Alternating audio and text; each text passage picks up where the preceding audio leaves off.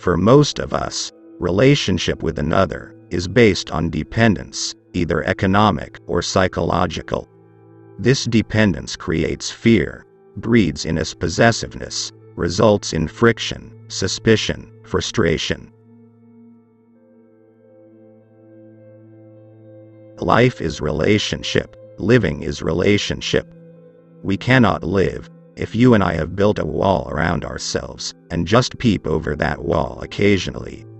Unconsciously, deeply under the wall, we are related.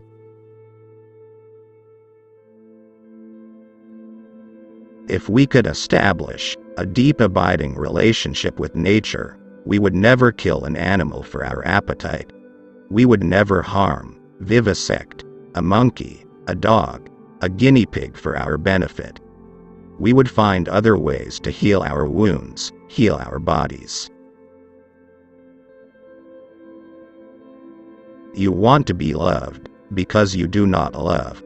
But the moment you love, it is finished. You are no longer inquiring whether or not somebody loves you.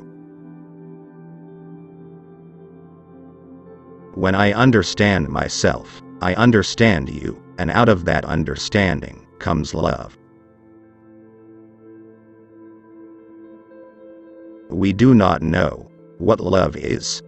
We know the symptoms of it, the pleasure, the pain, the fear, the anxiety, and so on. We try to solve the symptoms, which becomes a wandering in darkness. We spend our days and nights in this, and it is soon over in death. Using another as a means of satisfaction and security is not love. Love is never security. Love is a state in which there is no desire to be secure. It is a state of vulnerability. The moment you have in your heart this extraordinary thing called love, and feel the depth, the delight, the ecstasy of it, you will discover that, for you, the world is transformed. Sex plays an extraordinarily important part in our lives, because it is perhaps the only deep, first-hand experience we have.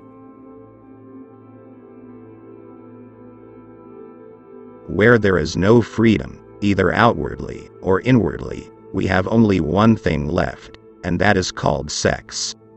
Why do we give it importance? Do you give equal importance to being free from fear? No. Do you give equal energy, vitality, and thought to end sorrow? No. Why?